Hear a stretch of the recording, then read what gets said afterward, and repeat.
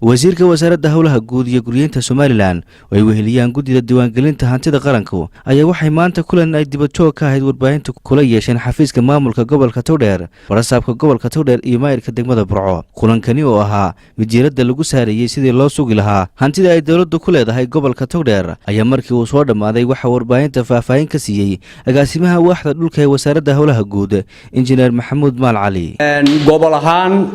waa gobolka wasiir ugu ballaaran meesha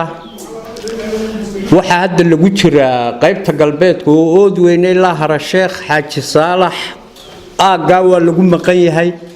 waxaanu bari u bixi doonaa oo aanu bilaabi doonaa qaybtan baliweyn ama qorlugud iyo dhinaca ilaa balidhiig waxaan aad ugu mahadnaqayaa intii aanu hawsha ka wadnay gudoomiyaha gobolka iyo duquba sida sharafta iyo maamuusta ay noola shaqeeyeen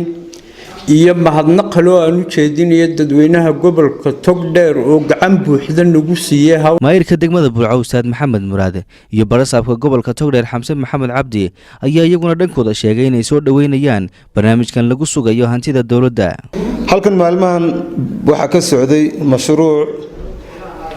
mashruucaas oo diiwaangelinta hantida dawladda ee gobolka Togdheer degmada Burco si wanaagsan oo aad iyo aad u qiimo badan ayaa teamkan hawsha ka shaqeynaya ay wadaan injineerku uu hogaaminayay Maxamed Maal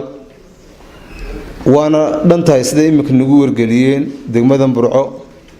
diiwaangelinta hantida qaranka Jamhuuriyadda Soomaaliya ee gobolka Togdheer hawshaas oo ay waday wasaaradda howlaha guud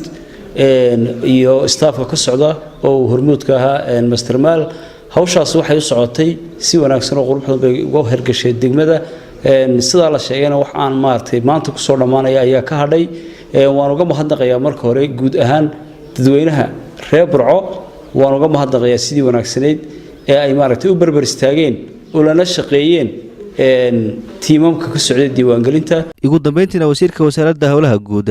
mudane Cabdirashiid Ducaale Qambi ayaa isaguna dhankiisa ka warbixiyay ujeedada laga leeyahay diiwaangelinta hantida qaranka diiwaangelinta hantida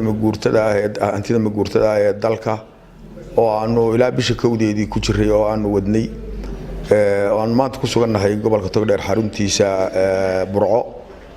oo imika gobolka Togdheer ahaan dhul badan inoo hadhay waxaan dadweynaha reer gobolka Togdheer ka codsanayaa in hawshaas sidii ay nogala qayb qaateen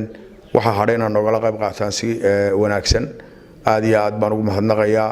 maadaama uu noo hadhay dhul badan oo gobolka ah oo ood weyne iyo aagiisa wax badan noogu harsan yihiin dhinaca koonfurta gobolka Togdheer dhul ballaaran noogu harsan yahay ilaahay idinka jisaysiyo gudoomiyaha gobolka Togdheer iyo maayirka degmada Burco Shaafici Maxamed Ibrahim telefishinka caalamiga ee Somali Cable magaalada Burco ee xarunta gobolka Togdheer